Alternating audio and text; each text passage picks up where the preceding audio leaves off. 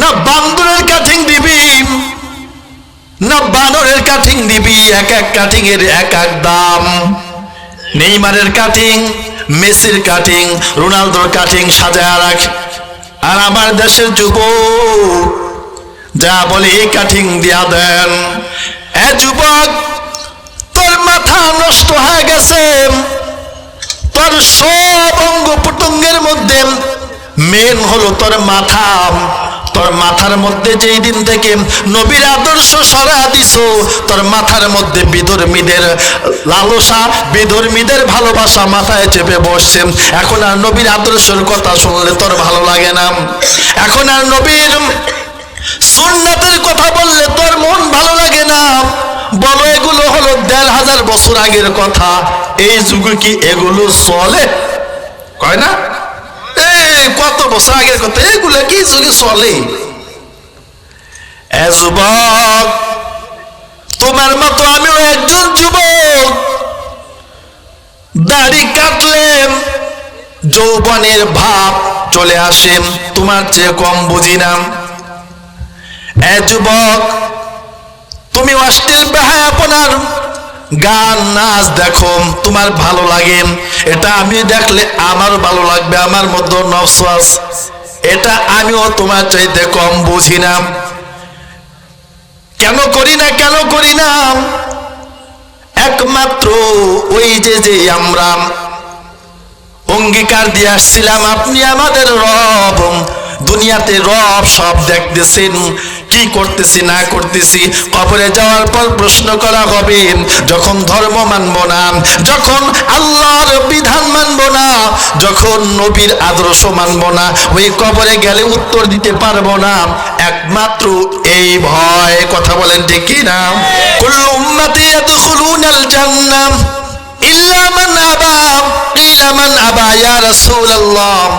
قال من أطاعني دخل الجنة ومن عصاني فقد أبى। নবী বলেন, হে উম্মত, ভালো মতো শুনে রাখো, আমার প্রত্যেকটা উম্মতেই জান্নাতে যাবে, ইল্লা মান আবা, তবে যারা আবা তারা যাবে না। কিলা মান আবা ইয়া রাসূলুল্লাহ? নবীকে প্রশ্ন করা হলো, পয়গম্বর আবা কারা? নবী বললেন, ক্বালা মান আতানি দাখালাল জান্নাহ, যে আমি নবীর সুন্নাতের অনুসরণ করলো, আমি নবীর ইতাআত করলো, আমি নবীকে মানলো, তারাই জান্নাতে যাবে। ওয়া মান আসানি ফাকাদ আবা, আর যে আমার সুন্নাত মানলো না, আমার সুন্নাত নিয়ে উপহাস করলো, আমার সুন্নাতের খেলাফ চললো, সেই হলো আবা, সেই জাহান্নামে যাবে। নূরে জান্নাত মহিলা মাদ্রাসার উদ্যোগে আয়োজিত প্রথম বার্ষিক ওয়াজ ও দোয়ার মাহফিলের সম্মানিত সভাপতি, প্রধান মেহমান, দেগর হযরত নায়েবে নবী, জাতির মাথার মুকুট, হযরত উলামায়ে ইকরাম, বাবার বয়সের সম্মানিত মুরব্বিয়ানে ইজম, সমবয়সী যুবক বন্ধুরা, পর্দার আড়ালে অবস্থানরতা শ্রদ্ধা সম্মানিত মা ও বোনেরা, রব্বে কারিমের দরবারে অসংখ্য অগণিত শুকর ও সুজুদ, যে মহান আল্লাহ জাল্লা শানুহু ওয়া আম্মা নওয়ালুহু আমাদের প্রতি বড় ইহসান করে, দয়া করে, মায়া করে, ভালোবেসে ফিতনা ফাসাদের জামানায়, গুনাহের প্রতিযোগিতা জামানায় 10 মায়ের 10 সন্তানকে দুনিয়ার সমস্ত গুনাহের কাজ থেকে বিরত রেখে জান্নাতের বাগিচা সাজিয়ে, জান্নাতের বাগিচার ফল ভক্ষণের নামান্তর কোরআন এবং হাদিসের আলোচনা করবার এবং শুনবার মতো পরিবেশকে আমাদের অনুকূল করে দিয়ে আমাদেরকে তৌফিক দান করেছেন। এজন্য সেই মহান মালিককে সন্তুষ্টি করার লক্ষ্যে ঈমানের বলে বলিয়ান হয়ে উচ্চস্বরে একবার কালিমাতুশ শুকর আদায় করে নিয়ে আলহামদুলিল্লাহ। সম্মানিত হাজিরিন, আমি এখানে এসে দীর্ঘক্ষণ আলোচনা শুনেছি মাগরিবের পর থেকে। আমার আগে আপনাদের সুপরিচিত মুফতি কাউসার আল হাবিব দামাত বরকাতুহুম অত্যন্ত কোরআন এবং হাদিসের আলোকে আপনাদের যা প্রয়োজন অনুপাতে আপনাদেরকে তিনি নসিহত দিয়েছেন, পেশ করেছেন আপনাদের সামনে। এতটুকু যদি মানতে পারেন, আপনার জীবন কামিয়াবির জন্য, ইহকালের শান্তি, পরকালের চির মুক্তি প্রাপ্তদের অন্তর্ভুক্ত হওয়ার জন্য এতটুকুই যথেষ্ট। আর বয়ান না হলেও হবে। কারণ আপনারা আমার আসল বাড়ি কি জানেন? হ্যাঁ, কবর আসল বাড়ি না। আমরা তো কবরে ছিলাম না, আসল বাড়ি কি এটা বুঝতে হবে আগে। আপনাদের যে সময় জিজ্ঞেস করে, আপনি যদি সৌদি যান, আপনার বাড়ি শরীয়তপুর, আপনি গেলেন ঢাকা শহর, আপনার জিজ্ঞেস করো ভাই আপনার আসল বাড়ি কই? আপনার 10 তলার মালিক ঢাকা শহর হলেও বলে আমার আসল বাড়ি শরীয়তপুর, শিবচর, পাঁচচর, ভাঙ্গা, মাদারীপুর, এগুলোই তো বলে। আসল একটা পরিচয় আছে। আসলে নকল যত হোক, ওই আসলের কাছে ভ্যালু নেই। তা আপনার আমার আসলে একটা বাড়ি আছে, ওই বাড়িটা জান্নাত। ওই বাড়িটা কোথায়? জান্নাত। ওই বাড়িটা আসল বাড়িতে যাওয়ার জন্য আমাদের মাঝখানে একটা প্রতিবন্ধকতা, দুশ্মন, শত্রুতা পোষণ করে আমাদেরকে ওই বাড়িতে যাওয়া, ওই বাড়ির সুখ শান্তি ভোগ বিলাসিতা ভক্ষণ করার জন্য প্রতিবন্ধক হয়ে দাঁড়িয়েছে। তার নাম কি? মিস্টার ইবলিস। নাম কি? মিস্টার ইবলিস। ইবলিস কি এখানে নাই? এখানে আরো বেশি আছে। দেখবেন এই জান্নাতের বাগিচা আশেপাশে ঘুরে দেখবেন, যারা জান্নাতের বাগিচায় বসতে পারে নাই, ঘুরতেছে, বাদাম খাইতেছে, দোকানে বিভিন্ন ধরনের রং তামাশা দেখতেছে, ওই দলের। কোন দলের? ওই শয়তানের খালতো ভাই।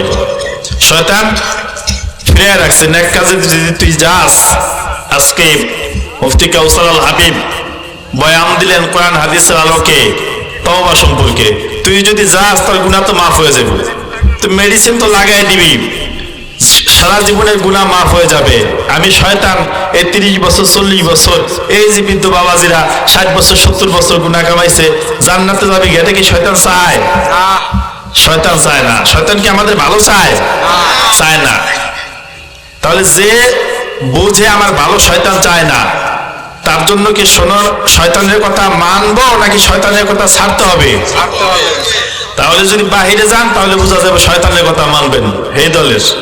আর যদি ভিতরে বসে থাকেন, তাহলে বুঝবো যে না, শয়তানের সাথে মুখালেফ করে, শয়তানের সাথে প্রতিযোগিতা দিয়ে আপনি জান্নাতের রাস্তায় এখনো পর্যন্ত আল্লাহ চেয়েছেন বিদায় অটল অবিচল আছে। আমরা সবাই ইনশাআল্লাহ শেষ পর্যন্ত থাকতে রাজি আছি না? আল্লাহ আমাদের সকলকে কবুল করেন। সকলে বলেন আমিন। আমরা কেউ উঠা বসা করবো না, অল্প সময় কথা বলবো। আমি আপনাদের সম্মুখে কোরআনুল কারীমের ছোট্ট একখানা আয়াতে কারিমা তেলাওয়াত করেছি। রাসূলের অসংখ্য বাণী হাদিস শরীফ থেকে ছোট্ট একখানা হাদিস আপনাদের সামনে পাঠ করেছি। আল্লাহ চাহে তো আয়াত এবং হাদিসের সমন্বয়ে ইখলাসের নিয়াতে কিছু কথা বলবার চেষ্টা করব।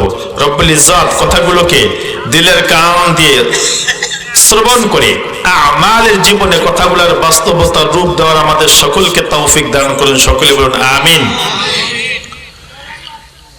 যে আয়াতে কারিমা তেলাওয়াত করলাম, ওই আয়াতের বাংলানুবাদ আল্লাহ বলতেছেন, ইন্নাল্লাযীনা ক্বালু রাব্বুনাল্লাহ, নিশ্চয়ই যাহারা বলবে আমাদের রব কে? আল্লাহ। জবান খুলে বলেন আল্লাহ।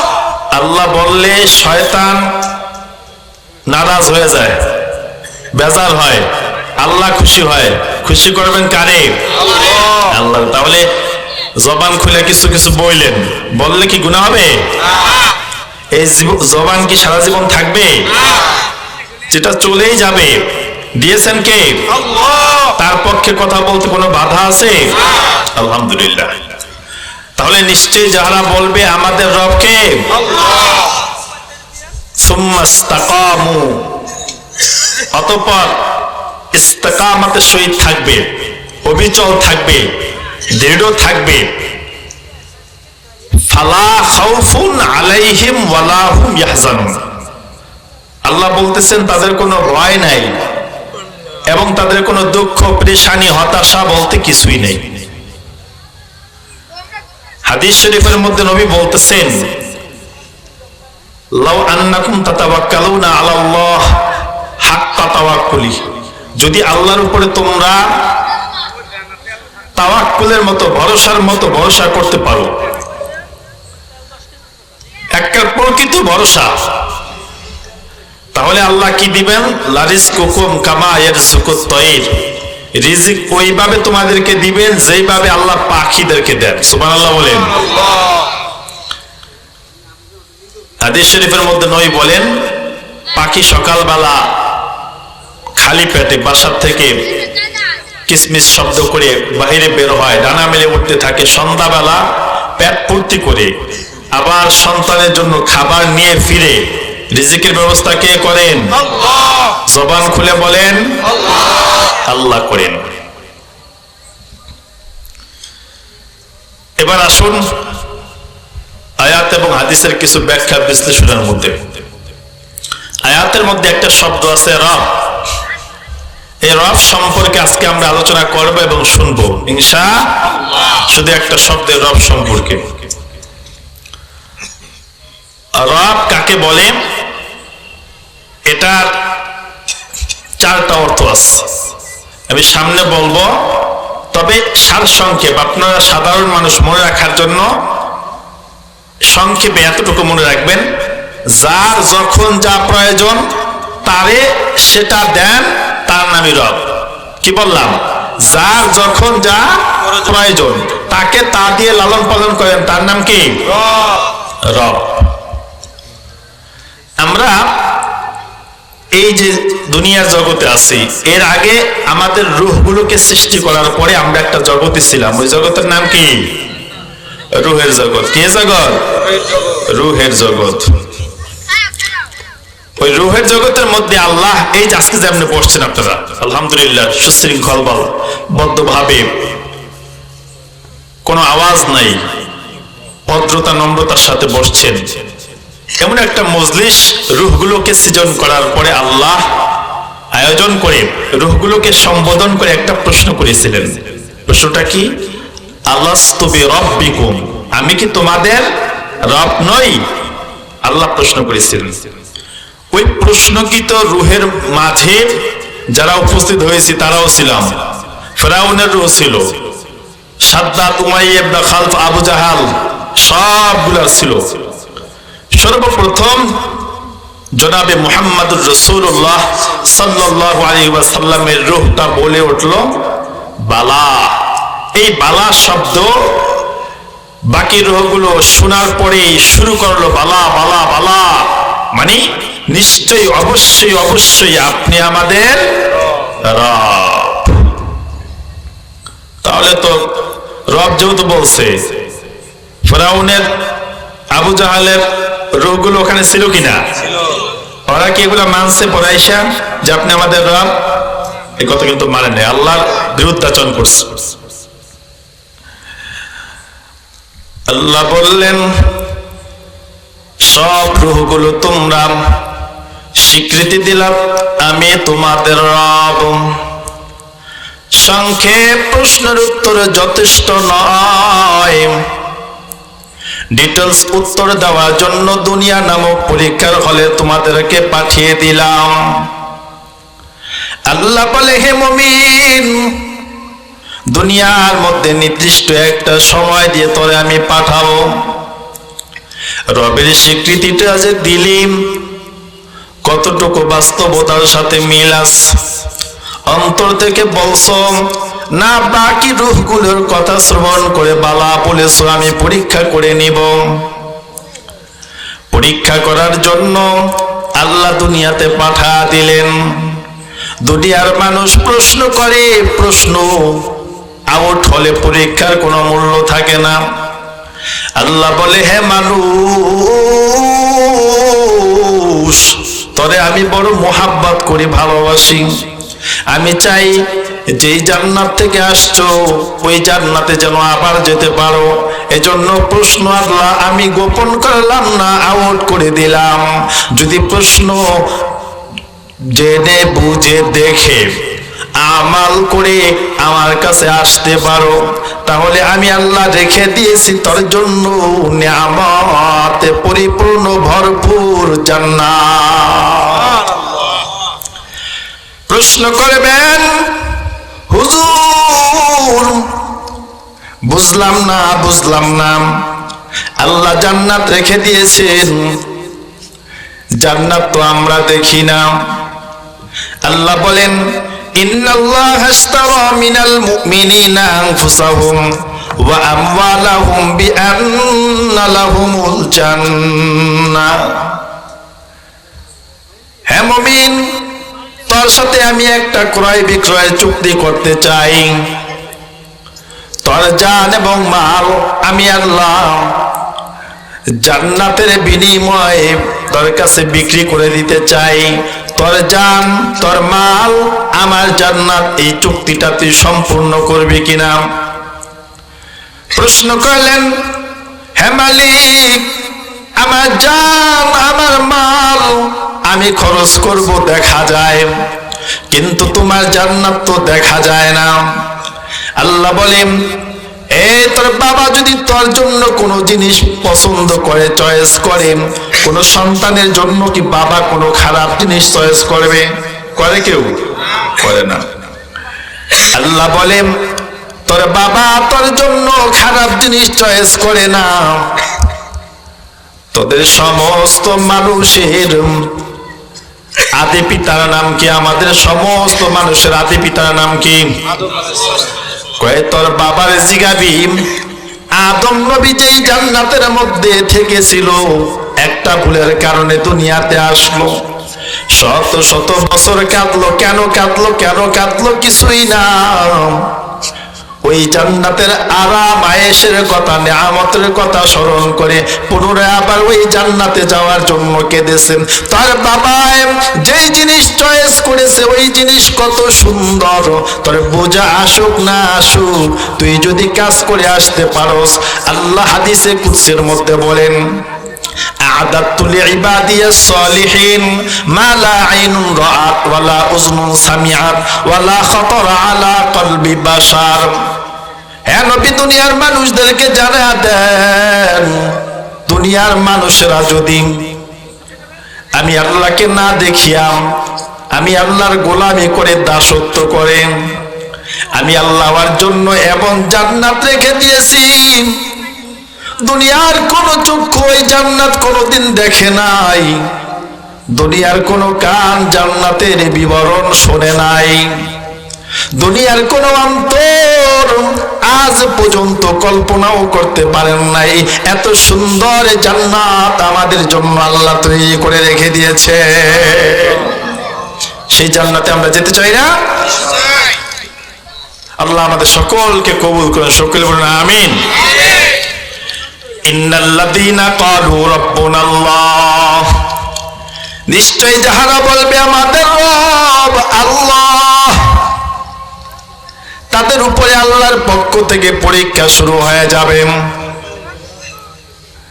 এই দুনিয়াটা মুমিনদের জন্য জেলখানা, মুমিনদের জন্য কয়েদখানার মতো।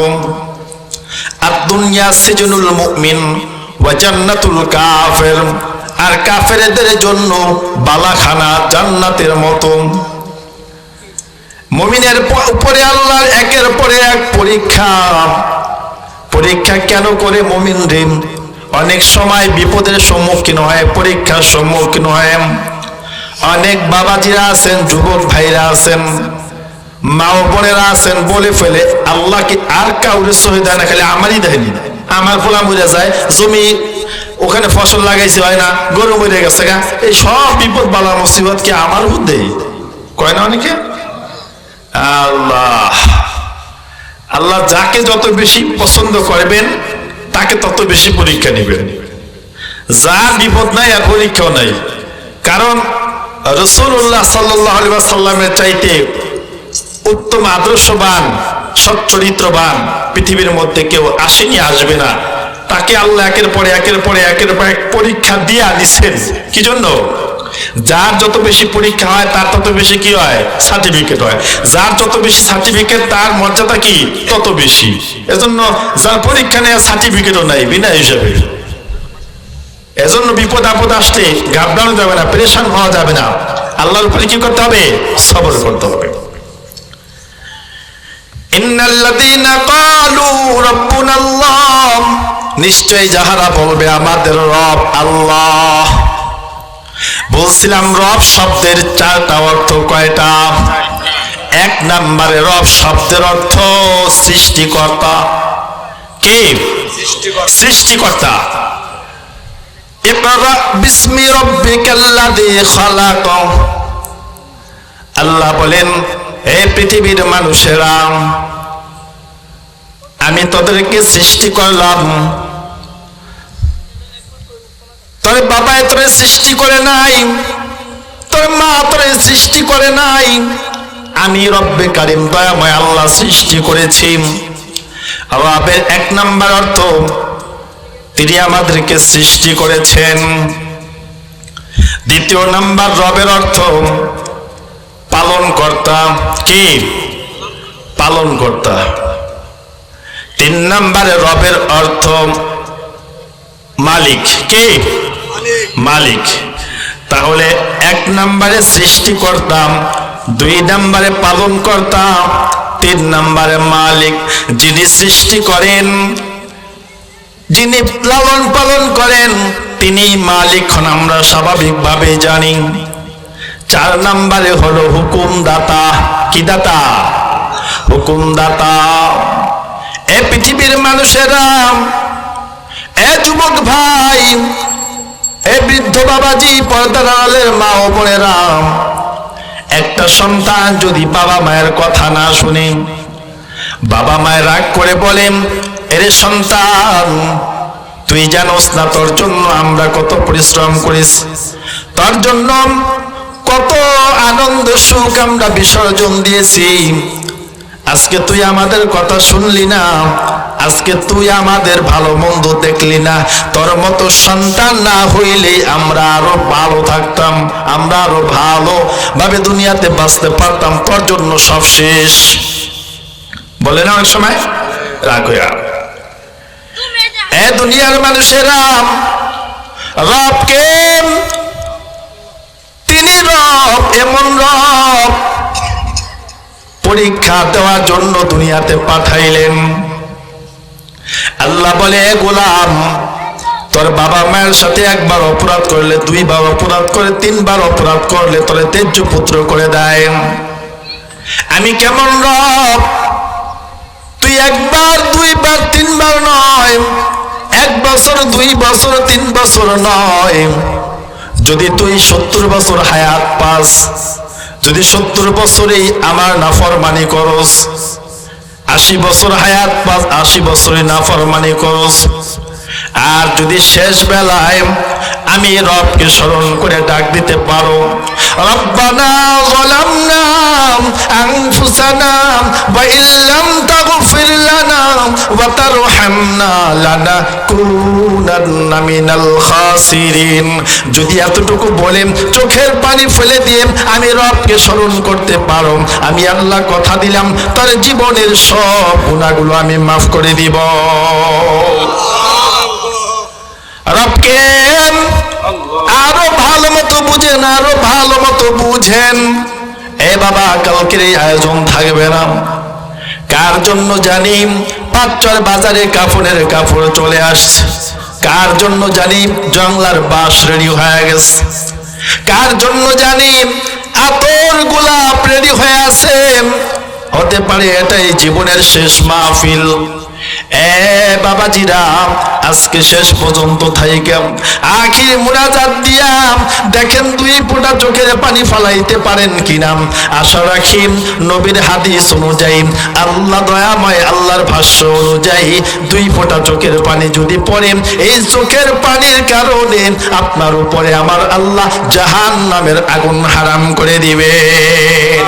মান বাকা মিন খাশিয়াতিল্লাহ হারামাল্লাহু তিলকাল আইনা আলান নার। রব কে? জোরে বলেন কে? আল্লাহ বলেন, এ গোলাম, দুনিয়াতে পরীক্ষা দেওয়ার জন্য পাঠাইলাম, একটা সংবিধান দিয়ে দিলাম। সংবিধানের নাম হলো কোরআন। সংবিধানের নাম কি? কোরআন। এই কোরআনের মধ্যে প্রথম সূরাটা আছে, সূরার নাম কি? সূরা ফাতিহা। কি নাম? সবাই পড়ি, সব নামাজেই পড়ি। এই সূরা ফাতিহার প্রথম আয়াত আলহামদুলিল্লাহি রাব্বিল আলামিন। রব শব্দ আছে কিনা? আছে। এই কোরআনের আবার শেষ সূরার মধ্যে যান, সূরা নাস, কুল আউযু বিরাব্বিন নাস। আছে কিনা রব? আছে। একবার দুইবার নয়, রব স্বীকৃতি দিয়ে আসার পর কোরআনুল কারীমের মধ্যে আল্লাহ 900 বারেরও বেশি রব শব্দটা আনছেন। এই বান্দা এমনি এমনি না, এমনি এমনি না।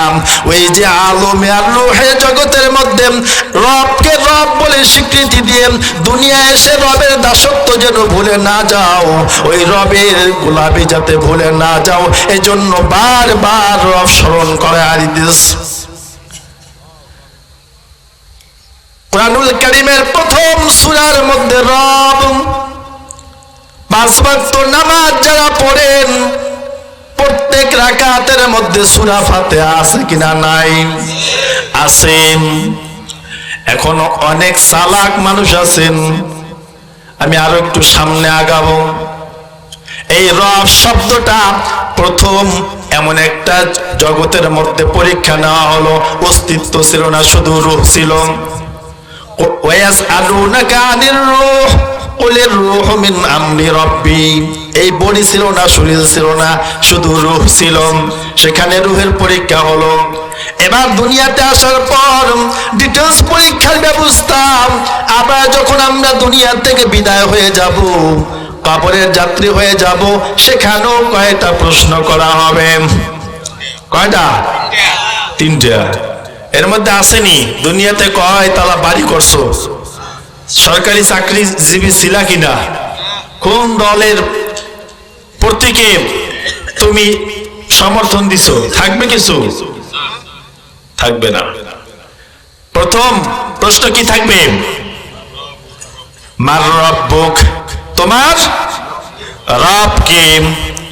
এখন অনেক চালাক যুবক থাকলে, বৃদ্ধ বাবাজি যারা সৌদি আরবে থেকে আসছেন অথবা আরবি ভাষা বুঝেন, তারা বলবেন, হুজুর এই মার রব্বুক এটা আবার শিখার জন্য 60 বছর আল্লাহর গোলামি করতে হবে, 70 বছর আল্লাহর গোলামি করতে হবে, এটা কোনো কথা নাকি? এই 2-3টা প্রশ্ন তো আমি ইচ্ছা করলে 5-10 মিনিটে শিখে ফেলতে পারি। সৌদি আরবে যারা ছিলেন এরা বলতে পারবেন না মার রব্বুক অর্থ কি? মার রব্বুক অর্থ রব্বি আল্লাহ। আমার দিন, তোমার ধর্মের নাম কি? দীন আল ইসলাম। মানে তোমার নবীর নাম কি? মুহাম্মদ করে দিলেন, শেষ। এটা শিকার লেগে কেবল 60-70 বছর এত বন্দিগি, এত ইবাদত করতে হইব? এটা প্রশ্ন হয় না? যে যেহেতু 3 প্রশ্নের মাধ্যমে মুক্তি হবে, কবর জান্নাতের বাগিচা হবে, তাহলে এত কষ্ট করার কি দরকার? এ চালাক যুবক ভাই, এ বৃদ্ধ বাবাজিরা, পর্দার আলের মা ও বোনেরা, ভালো মতো শুনে রাখেন, ভালো মতো শুনে রাখেন। আল্লাহ 30 পারা কোরআনুল কারীম দিলেন জীবন গঠন করার জন্য, জীবন পরিচালনা করার জন্য।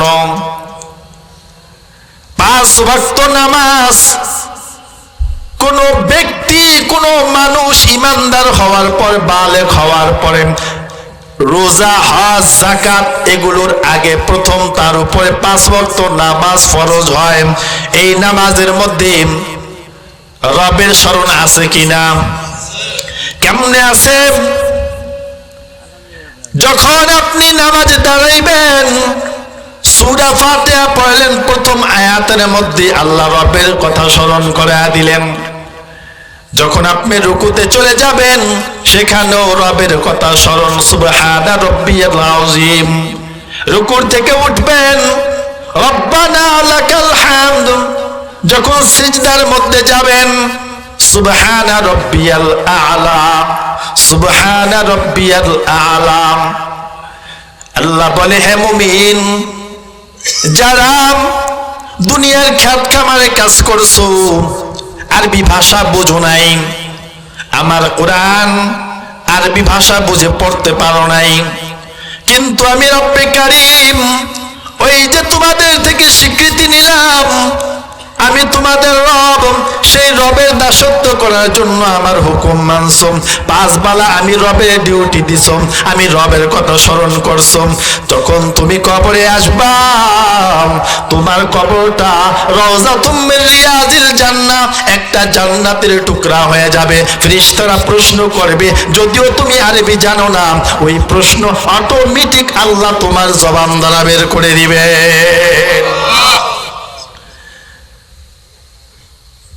আর যারা আরবি ভালো বুঝেন, জানেন, আল্লাহর হুকুম মানবেন না, আও হুফরাতুম মিন হুফারিন নার, প্রশ্ন করলে বলবেন লা আদরি, লা আদরি, আমি কিছুই জানি না, কিছুই পারি না।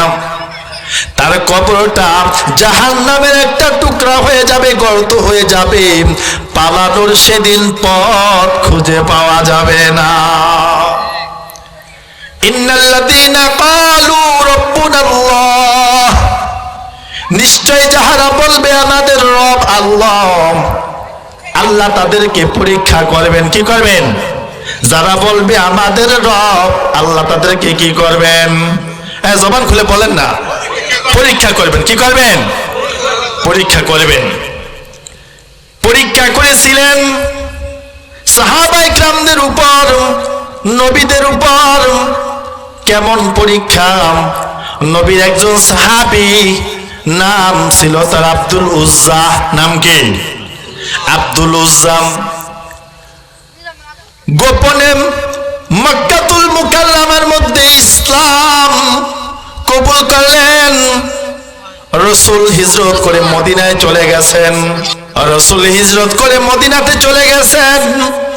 গোপনে আব্দুল উজ্জা ইসলাম কবুল করছেন।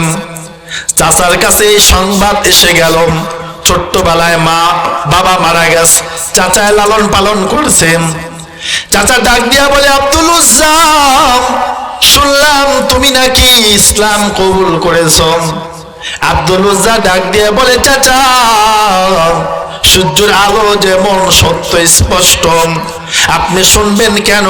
আপনি ভালো মতো আমার জবান থেকে শুনে রাখেন, আমি ইসলাম ধর্ম কবুল করে ইসলাম দ্বারা দীক্ষিত হয়েছি। চাচা ডাক দিয়ে বলে, আব্দুল উজ্জা, ইসলাম গ্রহণ করেছো, এর পরিণতি কি হবে জানা আছে নাকি? তোরে যত সম্পত্তি দিছি, ছোট্টবেলায় তোর বাবা মারা গেছে, তোর কিছুই ছিল না, সম্পত্তিটা আমি ভাগ দিছি, সম্পত্তি আমি নিয়ে নিব। চাচা নিয়ে নেন, কোনো দুঃখ নাই। সম্পত্তি শুধু নিব না, তোর যা আছে সব দিতে হবে। চাচা সব দেওয়ার জন্য প্রস্তুত আছে, কোনো সমস্যা নাই। বলে, তোর পরনে যে জামাটা আছে, ওই জামাটাও আমার টাকার কিনা, জামাটা খুলে দেব। আব্দুল উজ্জা জামাটা খুলে দিলেন, নেন চাচা। বলে, জামা খুলে দিলেই হবে না, তোর পরনে যেই কাপড়টা আছে ওটাও আমার টাকায় কিনা, ওটাও খুলে দেব। আব্দুল উজ্জা ইসলামের জন্য, আল্লাহর একত্ববাদের সাক্ষী দিয়ে স্থির থাকার জন্য, পরীক্ষা উত্তীর্ণ হওয়ার জন্য পরনের কাপড়টা খুলে দিলেন। দৌড়ত গিয়ে মার কাছে গিয়ে বলেন, মা, আমার দিকে তাকায়ও না, যদি কোনো রকমের শরীরটা ঢাকার জন্য একটা কাপড়ের ব্যবস্থা করে দিতে পারো তাহলে দাও আমি আর এই মক্কায় থাকবো না, নবীর সান্নিধ্যে মদিনাতুল মুনাওয়ারাতে চলে যাব। মাম সাবালেক ছেলের লজ্জা স্থান ওপেন করা, সেই দিকে না তাকিয়ে একটা কম্বল ছুঁড়ে মারলেন, রে সন্তান আমার কাছে আর এর চাইতে বেশি কিছু নাই। আব্দুল উজ্জা ওই কম্বলটাকে দুইটা টুকরা করে একটা টুকরা সতর ঢেকে আর একটা টুকরা শরীরের মধ্যে পেঁচাইয়া প্রচন্ড শীতের মধ্যে মদিনাতুল মুনাওয়ারাতে মসজিদে নববীতে রাসূল সাহাবায়ে কেরামদেরকে নিয়ে তালিম দিতেছেন, বয়ান দিতেছেন। আব্দুল উজ্জা মদিনাতুল মুনাওয়ারাতে গিয়ে মসজিদের নববীর দরজার সামনে দাঁড়ায় গেলেন। নবীর দৃষ্টি আব্দুল উজ্জার দিকে পড়ল। নবী আমার ডাক দিয়ে বললেন, কে তুমি এইভাবে দাঁড়িয়ে আছো? তোমার চেহারা বিবর্ণ, শরীরের পোশাক এইরকম কেন? কে তুমি? পরিচয় কি? আব্দুল উজ্জা বলেন, আমার পরিচয় কি শুনে নেন। ও নবী, আমি একজন মক্কা থেকে হিজরতকারী সাহাবী, আমি একজন নব মুসলিম। আমি ইসলাম গ্রহণ করার কারণে আমার চাচা আমার সব কিছু রেখে দিয়েছিলেন নবী, আমি কিছুই আনতে পারি নাই। আমার নবী ঘরে গেলেন, দুইটা জামা এনে বললেন, এরে আব্দুল উজ্জা, এক নম্বরে তোমার নাম আর এখন থেকে আব্দুল উজ্জা থাকবে না, তুমি আব্দুল উজ্জা মানে উজ্জার বান্দা নাম, তোমার নাম হলো আজকের থেকে আব্দুল্লাহ। আর এই দুইটা জামা তোমাকে আমি হাদিয়া দিলাম। আমার নবী চোখের পানি ছেড়ে বলেন, আব্দুল উজ্জা তোমার নাম পরিবর্তন করে দিলাম, পরার জন্য দুইটা জামা আমি নবীর দিলাম। এবার বলো আমি তোমার জন্য কি দোয়া করতে পারি? আব্দুল্লাহ ডাক দিয়ে বলে, নবী গো, আমার চাওয়ার কিছু নাই, আপনি যেই দোয়া করে সেই দোয়াতে আমি সন্তুষ্ট। আমার নবী হাত তুলে আল্লাহকে ডেকে ডেকে বললেন, ও আল্লাহ, যে আব্দুল্লাহ ইসলাম গ্রহণ করার কারণে কিছুই আনতে পারি নাই, পরের কাপড়টাও জীর্ণ শীর্ণ, কোন রকম সতরটা ঢেকে আসছে, ওই আব্দুল্লাহর জান এবং মাল তুমি কাফেরদের জন্য হারাম করে দাও। আব্দুল্লাহ চোখের পানি ছেড়ে বলে, ও পয়গম্বর, এমন দোয়া করবেন না, আমার মন চায় আমি জিহাদের ময়দানে গিয়ে আল্লাহর দ্বীন দুনিয়ায় প্রতিষ্ঠিত করতে গিয়ে আমি যেন আমার জীবনটাকে আল্লাহর রাহে বিলিয়ে দিতে পারি, এটার মধ্যে আমার সফলতা কামিয়াবি। আমার নবী বলেন, মান সাআলাল্লাহু শাহাদাতা বিসিদক বাল্লাগাহুল্লাহু মানাজিলা শুহাদা ওয়া ইন মাতা আলা ফিরাশি। এরে আব্দুল্লাহ, টেনশনের কোনো কারণ নাই, যদি তোমার নিয়ত ভালো থাকে, ইখলাস ঠিক থাকে, যদি তুমি বিছানার মধ্যেও শোও, তবুও তুমি শহীদি মৃত্যুর সওয়াবের ভাগীদার হয়ে যাওয়া। রাসূল যেদিন তাবুক যুদ্ধ থেকে ফিরতেছেন, সাহাবায়ে কেরাম সংবাদ দিয়ে জানায়া দিলেন নবীরে, ও নবী, আপনার সাহাবী আব্দুল্লাহ অসুস্থ হয়ে পড়ছে, এই আব্দুল্লাহর জীবনী খুলে দেখবেন। মসজিদে নববীর মধ্যে জোরে জোরে জোরে জোরে উচ্চ আওয়াজে কোরআন তেলাওয়াত করতাম। ওমর রাদিয়াল্লাহু তাআলা আনহু নবীর কাছে গিয়ে বললেন, ও পয়গম্বর, আব্দুল্লাহ উচ্চ স্বরে কোরআন তেলাওয়াত করেন, তার এই কোরআন তেলাওয়াতের কারণে আমাদের নামাজের মধ্যে সমস্যা হয়। ও নবী, যদি আপনি তাকে একটু ক্ষীণ আওয়াজে তেলাওয়াত করতে বলতেন। আমার নবী ডাক দিয়ে বললেন, ও সাহাবারা, ভালো মতো শুনে রাখো, এই আব্দুল্লাহ ইসলাম আনতে গিয়ে এক আল্লাহর একত্ববাদের সাক্ষী দিতে গিয়ে কিছুই আনতে পারে নাই, পরনের কাপড়টাও একেবারে দুই টুকরা একটা কম্বলকে বানায় আসছে। আর মনে বড় দুঃখ কষ্ট, ওই কষ্ট মিটানোর জন্য এই কালামকে ইশক মুহাব্বত জোরে জোরে পড়ে তোমরা ওকে বাধা দিও না। ওই আব্দুল্লাহ মুমূর্ষ, নবী বললেন, ও সাহাবারা, তোমরা তাকে ট্রিটমেন্ট করো সুস্থতার জন্য। সাহাবায়ে কেরাম সেবা শুশ্রূষা করলেন, কোনো উন্নতি হলো না। এক পর্যায়ে আব্দুল্লাহ দুনিয়ার থেকে বিদায় হয়ে গেল। সাহাবায়ে কেরাম জানা দিলেন, ও পয়গম্বর, আপনার প্রিয় সাহাবী আব্দুল্লাহ আর এই দুনিয়ায় নাই। নবী আমার ডাক দিয়ে বলে, ও সাহাবারা, কেউ আব্দুল্লাহর লাশের কাছে যাইবা না। যে আব্দুল্লাহ ইসলাম আনতে গিয়ে, গ্রহণ করতে গিয়ে কিছুই আনতে পারে নাই,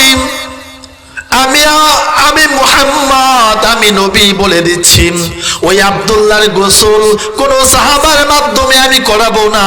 আমি নবী স্বয়ং আমার নিজ হাতে ওই আব্দুল্লাহরে আমি গোসল দিয়ে দিব। আমার নবী গোসল দিয়ে দিলেন। সাহাবায়ে কেরাম কবরে রাখবেন, কার আগে কে রাখবেন, কানাঘুষা করতেছেন, প্রতিযোগিতা করতেছেন। আমি রাখবো, আমি যাব, আব্দুল্লাহর কবরে আমি নামবো। আমার নবী বলেন, সাবধান সাবধান, আমার কাজ এখনো শেষ না। কই গেল আবু বকর, কই গেল ওমর? এই আবু বকর তুমি মাথার কাছে যাও, ওমর তুমি পায়ের কাছে যাও। আমি নবী মাঝখানে দাঁড়াইলাম। আমরা তিনজনে মিলে আব্দুল্লাহকে সমাধিস্থ করে দিব। সাহাবায়ে কেরাম যারা প্রত্যক্ষদর্শী ছিলেন আফসোস করে বলতেছিলেন, হায় যদি আজকে আব্দুল্লাহর লাশ না হইয়া যদি আমাদের লাশ হইতো, তাহলে কতই না সৌভাগ্য হতো। এরা নবীর উম্মতের দল। ইসলাম এত সোজা নাম। যারা আল্লাহকে এক বলে স্বীকার করেছেন, আল্লাহ তাদেরকে চরম পর্যায়ের পরীক্ষা নিয়েছেন। وَلَنَبْلُوَنَّكُمْ بِشَيْءٍ مِّنَ الْخَوْفِ وَالْجُوعِ وَنَقْصٍ مِّنَ الْأَمْوَالِ وَالْأَنفُسِ وَالثَّمَرَاتِ। একের পর এক আল্লাহ পরীক্ষা নিয়েছেন। এরা নবীর উম্মতের দল। দ্বিতীয় নাম্বার পরীক্ষা হবে, ওয়ামা দীনুক, তোমার ধর্মের নাম কি? আমাদের ধর্মের নাম কি? ইসলাম। ইসলাম কি? এটা কি ধর্মের কাজে আছে নাকি শুধু নামে? কাজে আছে। কেমনে বুঝবো? ধর্ম যার যার উৎসব সবার। এই স্লোগান দিয়া মুসলমান যুবকগুলো বিশেষ করে হিন্দুদের পূজায় উপস্থিত, কিন্তু আজ পর্যন্ত কোন হিন্দু আপনাদের ওয়াজ মাহফিলে শুক্রবারের জুমার নামাজে, ঈদের নামাজে জানাজা আসছে প্রমাণ আছে কোনো? তাহলে বেহায়া মুসলমান, ধর্ম যার যার, উৎসব সবার। এই স্লোগান তো কোনো মুসলমানের বাচ্চার হতে পারে না। এটা তো নাস্তিক বিধর্মীদের স্লোগান। ধর্ম শেষ করে দিচ্ছে এখানে। দুই নম্বরে প্রশ্ন হবে, ওয়া মা দীনুক, তোমার ধর্মের নাম কি? যারা ধর্ম অনুযায়ী কর্ম করে নাই, সেই দিন বলবে লা আদরি লা আদরি, আমরা কিছুই জানি না, আমরা কিছুই জানি না। এটার ব্যাখ্যা করলাম না। তৃতীয় নাম্বার প্রশ্ন হবে, ওয়ামান নাবিয়ুক, অথবা ওয়ামান হাদার রাজুল আল্লাযী বুইদা ফীকুম, নবীর একটা অবয়ব আকৃতি কবরের মধ্যে দাঁড় করা দেওয়া হবে, উপস্থিত করা হবে। ফেরেশতারা প্রশ্ন করবে, এর এক চিনো নাকি? ওয়ামান হাদার রাজুল আল্লাযী বুইসা ফীকুম, যারে তোমাদের মাঝে প্রেরণ করা হয়েছিল। এই নবীর একটা অবয়ব আকৃতি ভাসমান করে প্রশ্ন করা হবে। তখন যারা নবীর সুন্নাত মানে নাই, নবীর আদর্শ দিয়ে নিজের জীবন পরিচালনা করে নেই, তারা নবীর চিনবে? বলতে পারবে? পারবে না। আজকে দেখেন নবীর আদর্শ আমাদের ব্যক্তিগত জীবনে নাই, বাহ্যিক আমাদের শরীরের মধ্যেই নাই।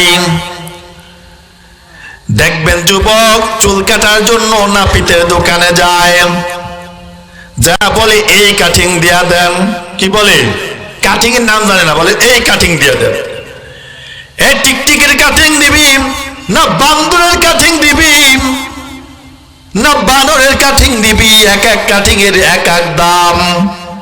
নেইমারের কাটিং, মেসির কাটিং, রোনালদোর কাটিং সাজায় রাখ, আর আমার দেশের যুবক যা বলে এই কাটিং দিয়া দেন। এ যুবক, তোর মাথা নষ্ট হয়ে গেছে। তোর সব অঙ্গ প্রত্যঙ্গের মধ্যে মেন হলো তোর মাথা। তোর মাথার মধ্যে যেই দিন থেকে নবীর আদর্শ সরা দিছো, তোর মাথার মধ্যে বিধর্মীদের লালসা, বিধর্মীদের ভালোবাসা মাথায় চেপে বসছে। এখন আর নবীর আদর্শের কথা শুনলে তোর ভালো লাগে না। এখন আর নবীর সুন্নাতের কথা বললে তোর মন ভালো লাগে না। বলো, এগুলো হলো ১,৫০০ বছর আগের কথা, এই যুগে কি এগুলো চলে? কয় না, কত বছর আগের কথা, এগুলো কি যুগে চলে? এ যুবক, তোমার মতো আমিও একজন যুবক। দাড়ি কাটলে যৌবনের ভাব চলে আসে, তোমার চেয়ে কম বুঝি না। এ যুবক, তুমি অশ্লীল বেহায়াপনার গান নাচ দেখো, তোমার ভালো লাগে, এটা আমি দেখলে আমারও ভালো লাগবে, আমার মধ্যে নফস আছে, এটা আমিও তোমার চাইতে কম বুঝি না। কেন করি না, কেন করি না? একমাত্র ওই যে আমরা অঙ্গীকার দিয়ে আসছিলাম, আপনি আমাদের রব, দুনিয়াতে রব সব দেখতেছেন, কি করতেছি না করতেছি। কবরে যাওয়ার পর প্রশ্ন করা হবে, যখন ধর্ম মানব না, যখন আল্লাহর বিধান মানব না, যখন নবীর আদর্শ মানব না, ওই কবরে গেলে উত্তর দিতে পারবো না। একমাত্র এই ভয়। কথা বলেন ঠিক কি না? রাসূল বলেন, ইদা তারাকতুম সুন্নাত নবিয়্যিকুম সাল্লাল্লাহু আলাইহি ওয়াসাল্লাম ফাদালালতুম। আজকে পৃথিবীতে মুসলমানের সংখ্যা কম নয়। খুঁজে দেখেন, খুঁজে দেখেন, লক্ষ লক্ষ কোটি কোটি মুসলমান, তারপর কেন মুসলমান নির্যাতিত, নিপীড়িত? মুসলমান কেন এত অবহেলিত? একমাত্র কারণ নবীর আদর্শ আমাদের মাঝে নাই। নবীর আদর্শ থেকে দূরে সরে গেছি, নিজেদেরকে বিধর্মীদের আদর্শে সুসজ্জিত করতেছি। এজন্য আল্লাহর পক্ষ থেকে আমাদের উপরে মাঝে মাঝে সিল মেরে দেন, সিল। এই বিপদ আপদ বালা মুসিবত যা দেখেন, যহারাল ফাসাদু ফিল বাররি ওয়াল বাহরি বিমা কাসাবাত আইদিন নাস। কয়দিন হলো ভূমিকম্প, ভূমিকম্প হয়েছে না? এই ভূমিকম্প, করোনা, কি নাম এক এক সময়, হারিকেন, সিডার, ঘূর্ণিঝড়, নার্গিস, এক এক সময় আল্লাহ দিয়া মিস কল দেয়। কি দেয়? মিস কল দিয়া স্মরণ করে দে, বান্দা ভুলে যাইস না। ওই যে রূহের জগতে আমি রবরে বলছিলি যে আপনি আমাদের রব, ভুলে গেছোস? নামাজ পড়োস না, রোজা রাখোস না, পর্দায় চলোস না, যৌবনটাকে রব্বে কারিমের দেওয়া বিধান অনুযায়ী চালাইতেছোস না। আমি ইচ্ছা করলে আল্লাহ 2-1 সেকেন্ড, 2, 4, 5, 10 সেকেন্ডের ভূমিকম্পে যদি এগুলো করতে পারি, তাহলে আমি আল্লাহ যদি এই ভূমিকম্পটারে 5 মিনিট রাখি, থাকবো দুনিয়া? এক সব মিশা যাবে। আল্লাহ স্মরণ করে দেয়, কিন্তু আমরা বুঝি না। এই ভূমিকম্প কয় সেকেন্ড হয়েছে, কোন সময় হয়েছে, শেষ হওয়ার সাথে সাথে ফেসবুকে শুরু হয়েছে, এটা নাটক, হাস্যকর বানায় ফেললো, অথচ আল্লাহর গজব একবার মনেও করলো। এরা নবীর উম্মতের দল, নবীর আদর্শ আজ আমাদের ব্যক্তিগত জীবনে নাই, সামাজিক জীবনে নাই, পারিবারিক জীবনে নাই, রাষ্ট্রীয় জীবনে নাই, আন্তর্জাতিক মহলে নাই। এজন্যই এত বিপদ, এত বিপদ। তুমি নবীর সুন্নাত তো মানো না, সিঙ্গেল কপাল পোড়াম, আরেকজনের নবীর সুন্নাত মানে তার দিকে তুমি বাঁকা দৃষ্টিতে তাকাও, তুমি ডাবল পোড়া কপালওয়ালা। এর নবীর উম্মতের দল, নবীর আদর্শ ব্যতি রেখে আল্লাহর জান্নাত কখনো পাওয়া সম্ভব নয়। কুল্লু উম্মতি ইয়াদখুলুনাল জান্নাহ ইল্লা মান আবা, ইল্লা মান আবা ইয়া রাসূলুল্লাহ قال من أطاعني دخل الجنة ومن عصاني فقد أبى নবী বলেন, হে উম্মত, ভালো মতো শুনে রাখো, আমার প্রত্যেকটা উম্মতই জান্নাতে যাবে, ইল্লা মান আবা, তবে যারা আবা তারা যাবে না। কিলা মান আবা ইয়া রাসূলুল্লাহ, নবীকে প্রশ্ন করা হলো, পয়গম্বর আবা কারা? নবী বললেন, ক্বালা মান আতানি দাখালাল জান্নাহ, যে আমি নবীর সুন্নাতের অনুসরণ করলো, আমি নবীর ইতাআত করলো, আমি নবীকে মানলো, তারাই জান্নাতে যাবে। ওয়া মান আসানি ফাকাদ আবা, আর যে আমার সুন্নাত মানলো না, আমার সুন্নাত নিয়ে উপহাস করলো, আমার সুন্নাতের খেলাফ চললো, সেই হলো আবা, সেই জাহান্নামে যাবে। নবীকে কেমন ভালোবাসতে হবে? নবীর একজন সাহাবী, নাম তার বেলাল হাবশী, এক উমাইয়া ইবনে খালফের গোলাম ছিলেন। চেহারাটা বড় কালো ছিল, ঠোঁটগুলো মোটা মোটা, চোখগুলো লাল লাল, দেখতে একেবারে বিশ্রী। নবীর ভালোবাসার কারণে নবী বলতেছেন, যেই দিন আমি মেরাজে গিয়ে যখন জান্নাত ভ্রমণ করতেছিলাম, আমি জান্নাতে প্রবেশ করে দেখি আমার আগে আগে বেলালের পায়ের পদধ্বনি আমি শুনতে পাই। এটা কি জন্য? কি জন্য কথা বলে না?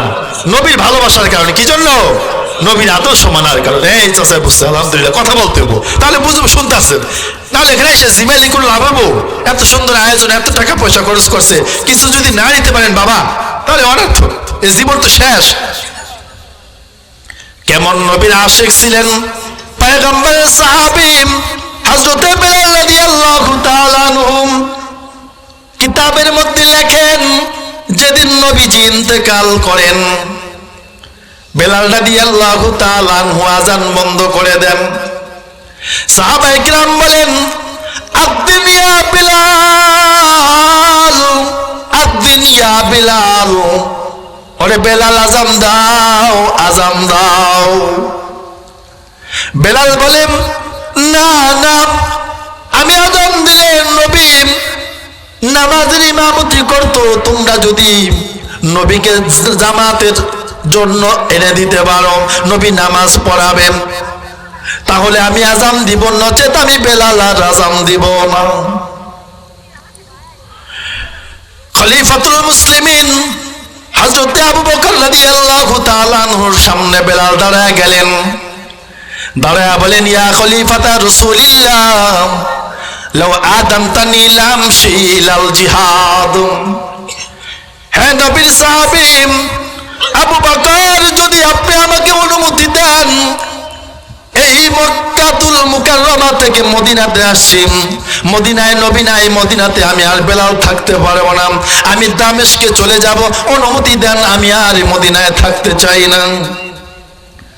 আবু বকর বলে, আরে বেলাল, যদি তুমি চলে যাও, সুমধুর কণ্ঠে কে আমাদেরকে আযান শোনাবেন? কয় না, যেখানে নবী নাই সেখানে আমি বেলাল থাকতে পারবো না, আযানও আর দিতে পারবো না। বেলাল চলে গেলেন দামেস্কে। 6 মাস অথবা 2 বছর অতিবাহিত হয়ে গেল, একবারের জন্য বেলাল মদিনাতে আসলেন না। হঠাৎ 6 মাস অথবা 2 বছর পরে মদিনার নবী রাহমাতুল লিল আলামিন স্বপ্ন যুগে বেলালকে জানা দেন, ডাক দিয়ে বলেন, মা হাদিহিল জাফওয়া ইয়া বেলাল, এরে বেলাল, এটা কেমন বিরহ, এটা এমন কেমন বিচ্ছেদের বেলাল? 6 মাস হয়ে গেল, 2 বছর হয়ে যাইতেছে, তুই বেলাল একবারের জন্য মদিনায় আসলি না। বেলাল অস্থির হয়ে গেলেন। সকালবেলা ঘুম ভাঙলেই মদিনার পানে ছুটলেন, গিয়ে মদিনাতে উপস্থিত হইলেন লম্বা সফরের পর। সাহাবায়ে কেরাম বেলালকে দেখে বলতেছেন, আদ্দিন ইয়া বেলাল, আদ্দিন ইয়া বেলাল, আরে বেলাল আযান দাও।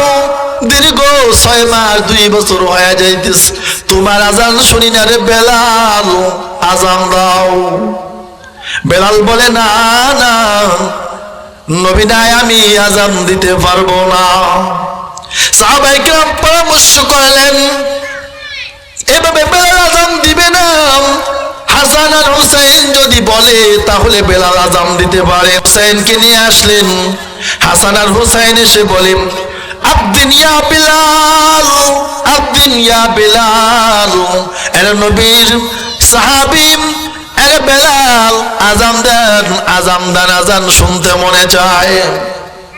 বেলাল বলতেছেন যখন হাসান আর হুসাইন আমাকে বলতেছিল আজান দেন রে বেলাল, আজান দেন, তখন কেমন যেন আমার মনে হইতেছিল মদিনার কামলিওয়ালা নবী আমাকে ডেকে বলতেছে বেলাল আর দেরি করা যাবে না, আজান দিয়ে দাও। আল্লাহু আকবার। বেলাল কেমন যেন বুঝলেন নবী বলতেছে বেলাল আর দেরি করা যাবে না, আজান দিয়ে দাও। উঁচু জায়গার মধ্যে দাঁড়াইয়া বেলাল কণ্ঠ ছেড়ে আজান দেওয়া শুরু করলেন। আল্লাহু আকবার, আল্লাহু আকবার, আল্লাহু আকবারের ধ্বনি যখন বেলাল দিয়ে দিলেন, কিতাবের মধ্যে লেখেন মহিলা পুরুষ সবাই ঘর থেকে বাইরে বের হয়ে গেল। কেমন যেন নবীর যুগ ফিরে আসছে, কেমন যেন নবী চলে আসছেন। বেলাল আশহাদু আল্লা ইলাহা ইল্লাল্লাহ যখন বললেন, মদিনার ছোট্ট ছোট্ট ছেলে মেয়েগুলো ঘর থেকে বেরিয়ে আসলো।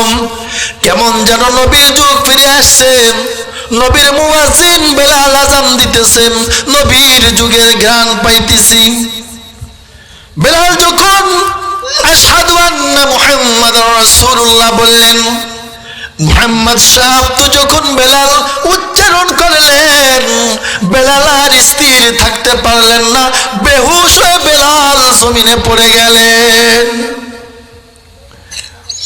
এর নবীর উম্মত, এর নবীর আশিক, এর যুবক ভাই, এর বৃদ্ধ বাবাজিরা, পর্দার আড়ালের মা ও বোনেরা, একবার চিন্তা করেন ওই নবীকে বেলালও ভালোবাসছেন, আপনি আর আমিও বাসি, বেলাল নবীর সুন্নাতের অনুসরণ করে বাসছেন, আর আপনি আমি নবীর ভালোবাসার নামে একের পর এক নবীর সুন্নাত গুলোকে জবাই দিয়ে দিতেছি।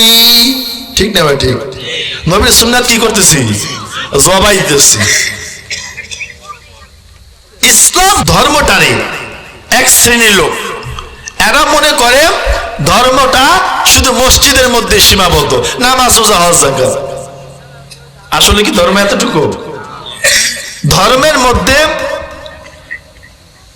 পায়ের নখ থেকে নিয়ে শুরু করে মাথার চুল পর্যন্ত, জন্ম থেকে নিয়ে মৃত্যু পর্যন্ত, জন্মের সময় নিয়ম কানুন আছে না ইসলামে? আছে। মরার সময় আছে না? আছে। তাহলে মরণ আর জন্ম, পায়ের নখ আর চুল, এই পুরাটাই তো ইসলাম। কিন্তু ইসলামটা এত সংকীর্ণ, এত সীমাবদ্ধ করে ঠেলতে ঠেলতে মসজিদের মধ্যে ঢুকায় দিলাম। আফসোস ওয়াইল মুসলমানদের জন্য, ধ্বংস হওয়ার কারণ, ধ্বংসত্বের কারণ এটা মুসলমানদের জন্য। যুবক বন্ধুরা,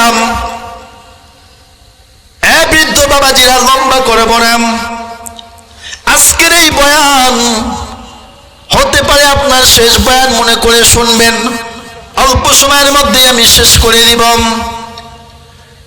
যুবক বন্ধুরা, বৃদ্ধ বাবাজিরা, বলা যায় না আগামী কালকে কে বাঁচবো আর কে মরবো, তবে আজকের এই জান্নাতের বাগিচা এত সুন্দর করে সাজানো হয়েছে, এটার থেকে একটা বুঝ দেন, এই দুনিয়াতে কেউ আপন না, এই দুনিয়াতে কেউ আপন না। এখন মনে দেখেন এই শীতের সময় মরবে, লাশটা বাহিরে রেখে দিবে, কেউ আশেপাশে যাবে না। আত্মীয় স্বজনেরা একা যাইতে ভয় পাবে, যাদের জন্য নিজের জীবন, যৌবন, অর্থ, সম্পদ, আরাম, আয়েশ সব ছাড়লেন, তারা আপনাকে ছেড়ে দিবে, বাঁশবাগানের মধ্যে রেখে আসবে, কেউ খবর নিবে না। যতদিন দিতে পারবেন ততদিনে এই স্বার্থর মহাব্বত টিকে থাকবে। পারবেন না, স্বার্থ আর থাকবে না। কিন্তু আমার আল্লাহ স্বার্থের জন্য আপনাকে আমাকে মহাব্বত করেন না, ভালোবাসেন না। ওই রবকে ভুলে যায়েন না। ওই রবের পরিচয় ছাড়া অন্ধকার কবরে যায়েন না। ওই রবকে ভুলে অন্ধকার কবরে গেলে অবস্থা বেশি ভালো হবে না। ফিরে আসারও সুযোগ থাকবে না, সাহায্যকারী খুঁজে পাবেন না। সময় আছে, এই মাটির উপরে যতদিন আছেন মনকে বুঝান, আমার মতো একজন মারা যাইতেছে, কেউ তো তার সাথে যাইতেছে না, আমিও চলে যাব, আমার সাথে তো কেউ যাবে না। যাবেটা কি? ওই যাবেটা কি ওটাকে খুঁজেন। যাবে কি? আমল। নেক আমল বদ আমল দুটোই যাবো, বদ আমল থেকে যাবো না মনে করেন না। নেক আমল তো বদ আমল কই যাবো? নেক আমল বদ আমল দুইটাই যাইবো। হিসাব মিলান, যাদের 70 বছর 60 বছর 80 বছর হলো, কত ওয়াক্ত নামাজ ছাড়ছেন, রোজা ছাড়ছেন, পর্দা ছাড়ছেন। মহিলা মাদ্রাসার উদ্যোগে আজকের এই মাহফিল। সম্ভব হলে নিজের সন্তানকে আলেম বানান, ধর্মীয় শিক্ষায় শিক্ষিত করেন, নাতিপুতিদেরকে বানান। অন্তত পক্ষে নিজের পরিবারের মধ্যে যারা মেয়ে আছে, মেয়ে সন্তানদেরকে প্রাথমিক পর্যায়ে ধর্মীয় শিক্ষাটা দেন। তাহলে দেখবেন ইদা উজিয়াল মাইয়িতু ফি কবরি জাআল কুরআন ইনদা রাসি ওয়াস সালাতু আন ইয়ামিনি ওয়াস সিয়ামু আন শিমালি ওয়া সাইরুল হাসানাতি ইনদা রিজলাই। পয়গম্বর বলেন, যখন কোনো মানুষ মারা যায় তখন কবরে রাখার পরে তার মাথার দিক থেকে কুরআন চলে আসে, ডান দিক থেকে নামাজ চলে আসে, বাম দিকে রোজা চলে আসে, যাবতীয় সমস্ত নেক আমলগুলো পায়ের দিকে চলে আসে। ফেরেশতারা ওই যে প্রশ্ন করবে, মনে আসেনি? প্রশ্ন করবে না? কয়টা? 3টা। প্রশ্ন করার সময় জন্য যখন আসবে, ফেরেশতারা ডানে গেলে নামাজ বাধা দিবে, বামে গেলে রোজা বাধা দিবে, মাথার দিক গেলে কোরআন বাধা দিবে, পায়ের দিক গেলে দস্তরখানের আমল, রাস্তার ডাইনে চলার আমল, দাঁড়িয়ে সুন্নাতের আমল, সব আমলগুলো পায়ের দিক থেকে বাধা দিবে। ফেরেশতারা প্রশ্ন করতে পারবে না, আল্লাহর কাছে যাবে, আল্লাহ কার কাছে পাঠাইছেন? যে দিক দিয়ে আছে এই দিক দিয়েই, এর জন্য বডিগার্ড দাঁড়ানো। আমাদের তো প্রশ্ন করতে দেয় না। আল্লাহ বলবে কারা করতে দেয় না? কয় নামাজ করতে দেয় না, কোরআন করতে দেয় না, রোজা করতে দেয় না, যাবতীয় সমস্ত নেক আমলগুলো একদিক থেকে বাধা দেয়।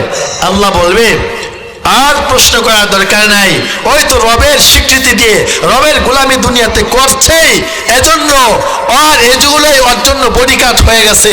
যা ফেরেশতারা, আর প্রশ্ন করার দরকার নেই, আর কবরটাকে জান্নাতুল ফেরদাউস একটা টুকরা বানায় দাও। আর যখন বদ আমল করে যাবেন, ফেরেশতারা ঠিক একই প্রশ্ন করবে।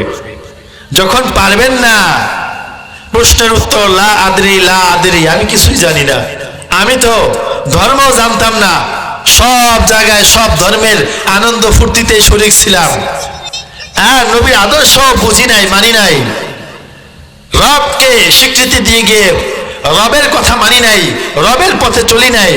অতএব রবের কথা জিজ্ঞে আমার লাভ নাই, আমি তো এগুলো কিছুই জানি না, কিছুই জানি না।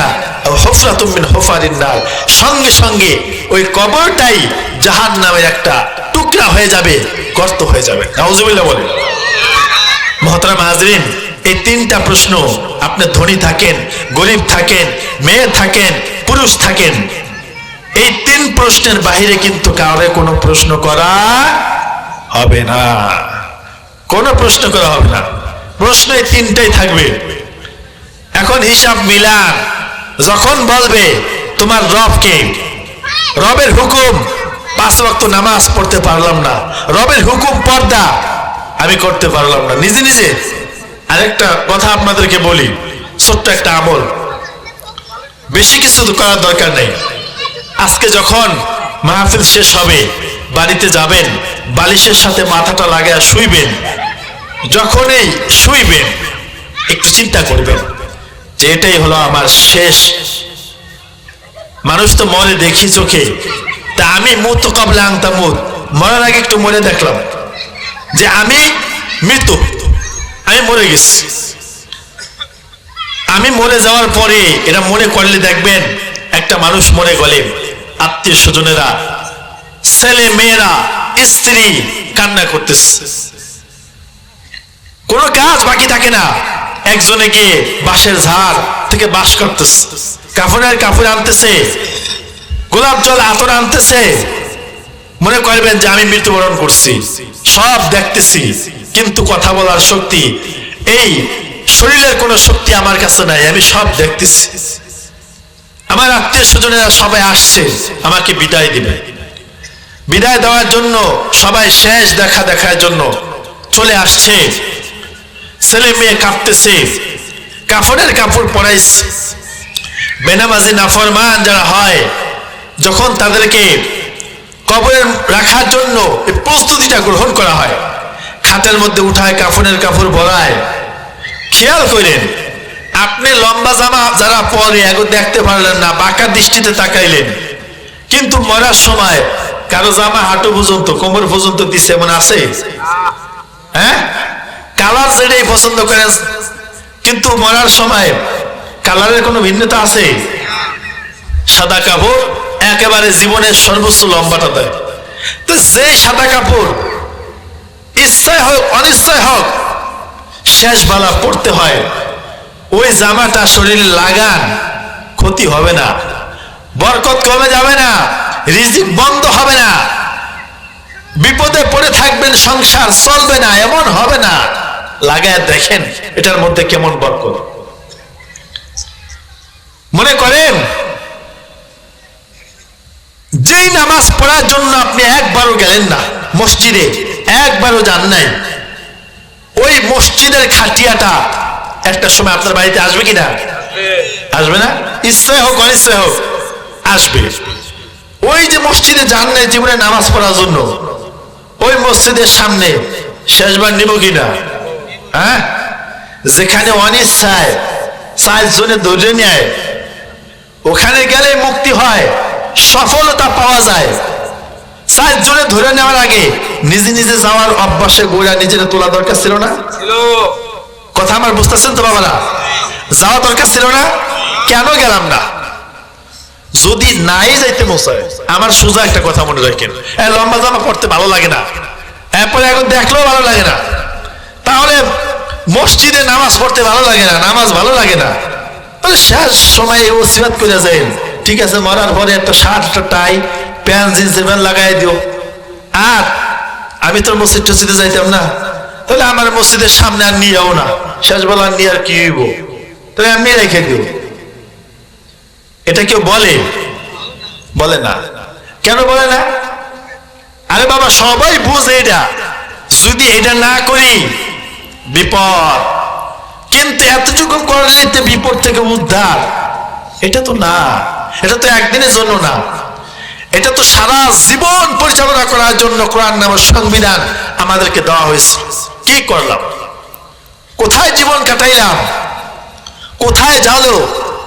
এই যারা বৃদ্ধ আছেন তাকায় দেখেন, তাদের দাড়িগুলো সাদা হয়ে গেছে, একসময় দাড়ি ছিল না।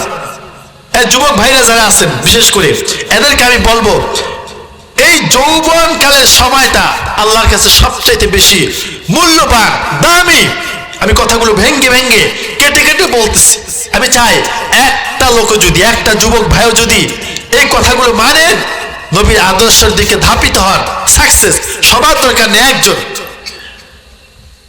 নবীর আদর্শ এটা ইচ্ছায় হোক অনিচ্ছায় হোক, যেহেতু শেষ সময় লাগাইতে হয়, বুঝা শুন, যখন বোঝেন জানেন তো সময় লাগান, কাজে দিবে।